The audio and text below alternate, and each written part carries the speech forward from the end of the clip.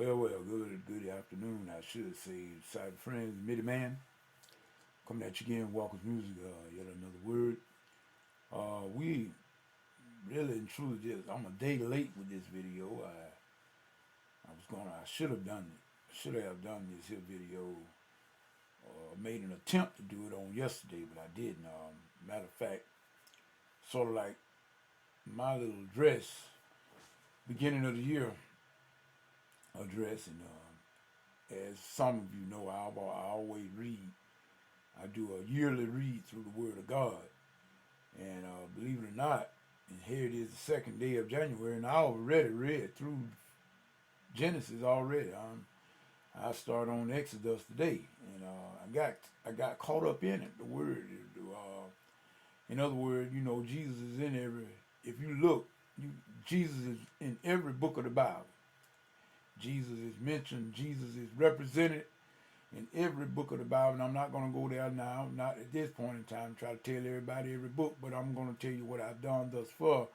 Genesis, he's the seed of the woman. And I'm about to go into Exodus, where he's going to be the Passover lamb. And that's further. I'm going to take you with it. I'll take you further as I get into the year. But what I'm saying is really to the address to the masses, if you can receive it. You got some things, like I say, Midiman don't make resolutions. I really never really made resolutions.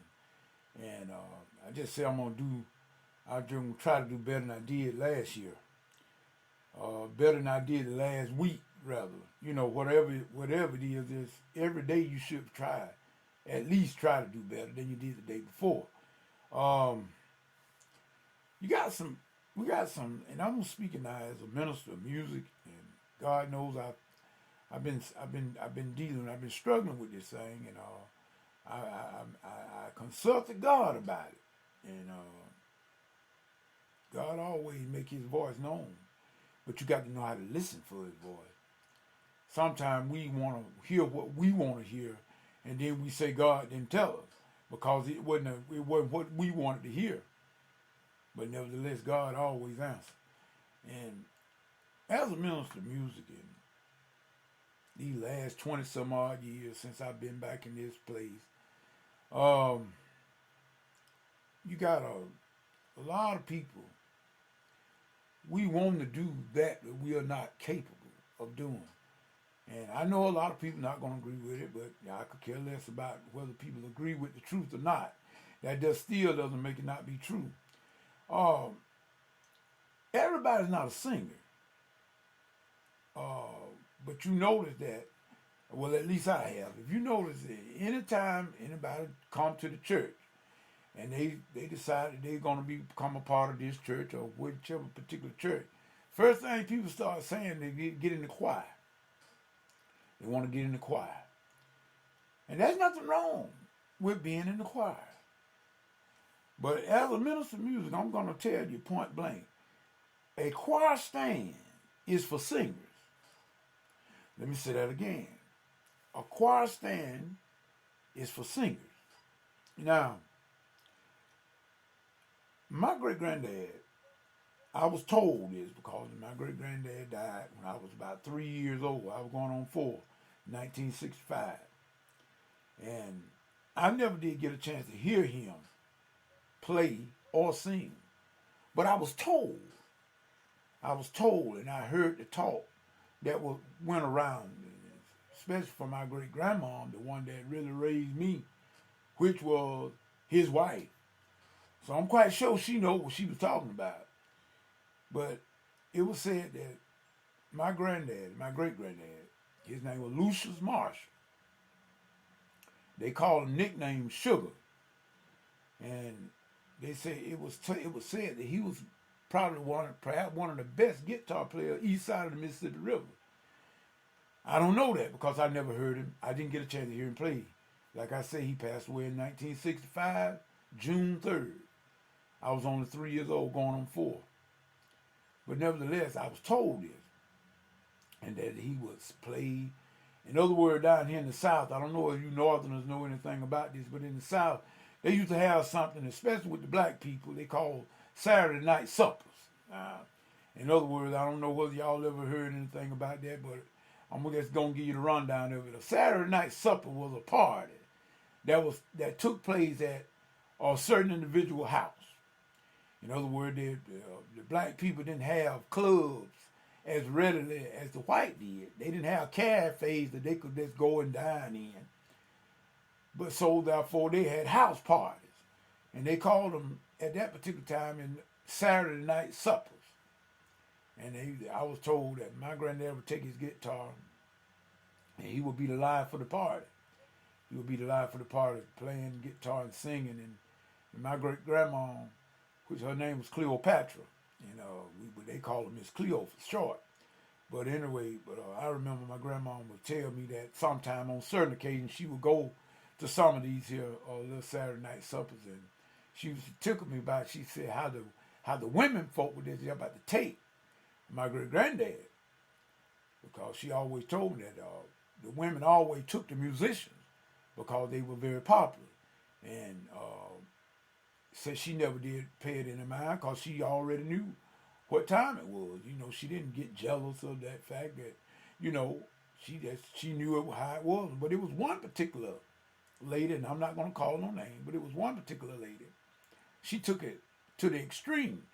And see, in other words, a lot of times we take things to the extreme. And so my great grandma was one that she did not play.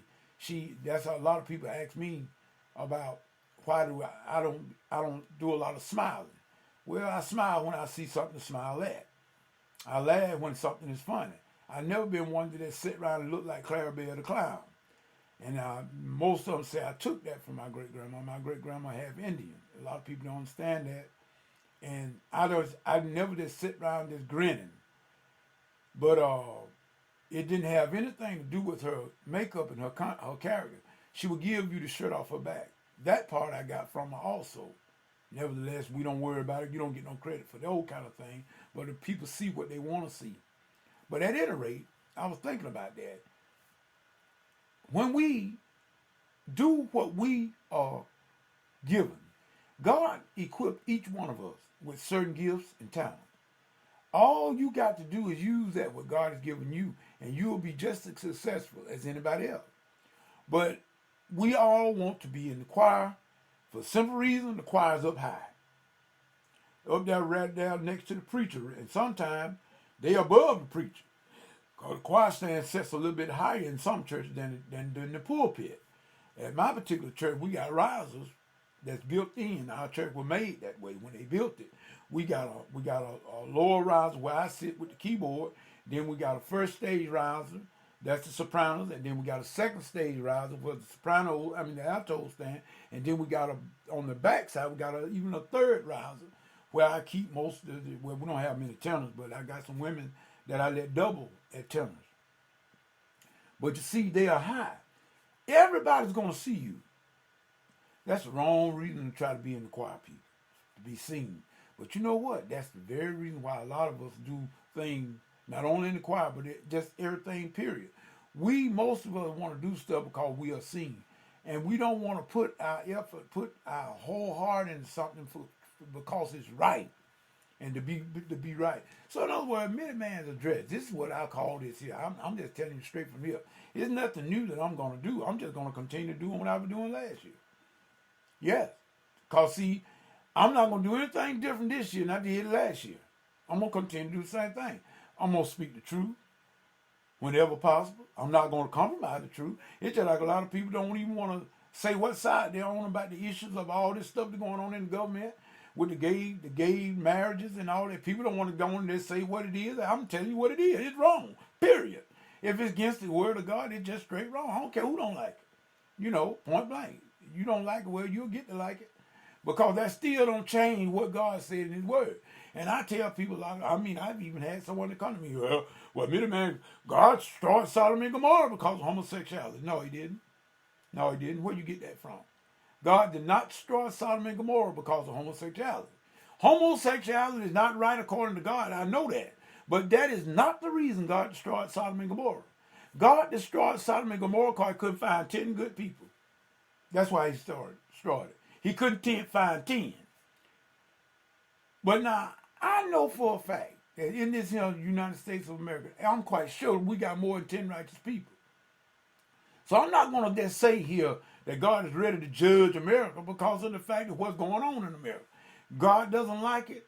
But everybody didn't vote. It was only 5 people that voted for that mess.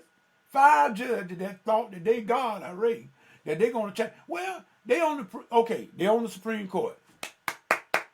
I give them a hand clap. But guess what? It ain't gonna. You don't tell me what to do. I don't care what you are, Supreme Court. You can make another court higher than Supreme Court. I'm gonna still tell you the same thing. You don't tell me how to do when it comes to God. I read in the Word where God said, God told Abraham, if you find 10, I won't destroy the city. So don't tell me God destroyed that city because of homosexuality, because he didn't. It's people, all of us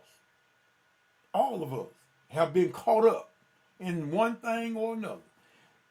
You may not be gay, but you tell lies. You may not tell lies, but you're in everybody's business. Last I heard, all that God do not like. So you see, none of us, we all on a level playing field. We all have sinned and come short. So what I say for this year, what we need to do is do what God has empowered you to do. Whatever that is. If it's shooting marbles, play the best marble game you can play. I mean, really, I took up guitar again. I took up guitar about a couple of years ago. It's going on 2 years now. I took it back up. I once started my great grandma wanted me to play the guitar, and she wanted me to play the guitar. And she bought me my first guitar from Sears and Roebuck. And I started, and I got pretty good, but I stopped. I stopped because of the fact that me and that fretboard didn't get along. I had the worst time trying to form chords up there on that fretboard, and so I just quit, point blank. But she wanted me to play, mainly because of my great-granddad. But it wasn't in me at that particular time. And I was more into sports. When I was in high school, I loved the basketball and stuff like that. There, I wasn't really too much into music. I really didn't get into music until I got out of high school. And I started taking piano lessons in 1981, right there at Andrew College, my hometown. But nevertheless, my grandma wanted me to play the guitar, but I took to the piano. And that's what I loved it. And to this day, I'm still playing the piano, but guess what? I took back up the guitar. But now, you don't see me in church with no guitar. You don't see me up on the street playing no guitar. Now, I take my keyboard down there and play it. But you don't see me with no guitar. Why? Because I can't play the guitar yet. I'm studying the guitar. I'm not going to go down and make a fool out of myself tonight. I'm a guitar player. I'm not no guitar player. I'm a guitar student. I play the keyboard, but I'm a guitar student. So you wouldn't dare get me up in a church talking about I'm finna play some church song for everybody. I'm going to make myself like a fool because I can't play. Same thing you do when you get in the choir and can't sing. It ain't about jumping down on nobody. You can learn, but wait till you learn something. And you can't, and if you can't nobody teach you nothing, you done lost already. So Midiman saying in his 2016 address, let us be what we are. Let us be what we are. And then another thing I want to say, and then I'm going to cut this video off right here. In 2016, remember this, you reap what you sow as well. So in other words, if you don't put the time in, if you don't sow no time into singing, and in learning the chorus and learning the harmony and everything, if you don't sow no time in it, you're not going to reap no reward. You're not going to reap the fruit. You're never going to be able to sing. You're never going to be able to sing with a group. When I was in Andrew College, it was a requirement. Being a music major, you had to be in the choir. And people, let me tell you something. Excuse me. I was in Andrew College, choral leaders, and I was in Barry Singers at Barry Concert Choir. It was a requirement for music majors. We didn't have any choice. We had to be in the choir. And let me tell you what, Andrew College choral leaders, we met Monday through Thursday. We had Fridays off. But we met Monday through Thursday, every day, 2 hours, from 5 to 7 o'clock in the evening. We had rehearsal. That's right. Monday, Tuesday, Wednesday, Thursday, from 5 o'clock to 7 o'clock. That was Andrew Carter quarterly rehearsal. We had a repertoire where the different songs that we had to learn, because we would travel certain times of the year. We would have to go out on tour. But we learned those songs and we practiced. That was not twice a month. Most of these choirs, we don't practice but twice a month in the church. Twice a month. And they think that you're going to be great. But yet, nevertheless, you can't even get someone to practice twice a month. We practice Monday, Tuesday, Wednesday, Thursday, from 5 o'clock to 7 o'clock. That was every week. Yes. To be ready to do what we need to do. So therefore, when the Andrew College choral leaders got up to sing, you were going to hear some singing. Why? Because all of us was great? No, but because all of us had put the work in. We had put the time in. We had practiced what our instructor, which was Dr. Rose, and his wife, my piano teacher, Connie, they had instilled in us the repertoire we had got together. We knew what we were supposed to do. 2016 people, know what you're supposed to do and do that. Stay out of everybody's way. Let me tell you something. If you don't want to sing in the choir, get out. See, in other words, I don't have the power to do that myself. I'm just a minister of music. I'm not the minister of the church. But if I were the minister of the church, people that refuse to do what they were supposed to do in the choir, I would make them get out. Oh, yes, sir, I said it. Tell everybody I said it, yep. I would make them get out. Why you want to mess it up for everybody else? You can't sing A from B, but yet and still you're going to tell the musician what to do. You're going to tell the best. We got one of the best lead singers in the choir. Now you done hurt he or she feeling because you want things to go your way. And because of your family is supposed to be somebody in the church, now you want to make it bad for them. You need to get out of the choir. You either lead, follow, or get out of the way. Point blank. I liked what JT said about that old lady that told that girl at his church, or I think he said it was his church. He said, honey, said the girl that really just didn't have the singing voice.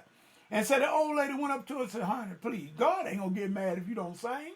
In other words, some of us think God is going to get, matter of fact, if you read your Bible, read 1st, 2nd Chronicles about the dedication of the temple and how David made those instruments. David was a king, but David was a musician, a master musician.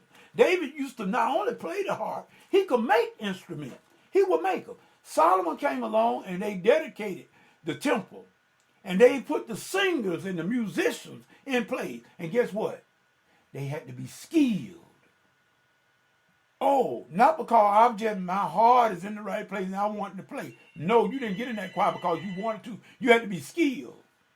People, we done took the Bible and just stretched it all out of proportion. So Midiman in the draft for 2016. Be real, be yourself. Don't look to the right or to the left. Go straight down the middle and do what God said do. That's what I plan on doing. I plan on doing the same thing I did last year, being straight down the middle as best I can. When I fall and make mistakes, I'm going to the Lord in prayer, asking him to forgive me. I'm going to get up and dust myself off and keep marching. And that's what I'm going to tell all of you to do. This is Midiman saying peace until the next Bible study, next video. Goodbye.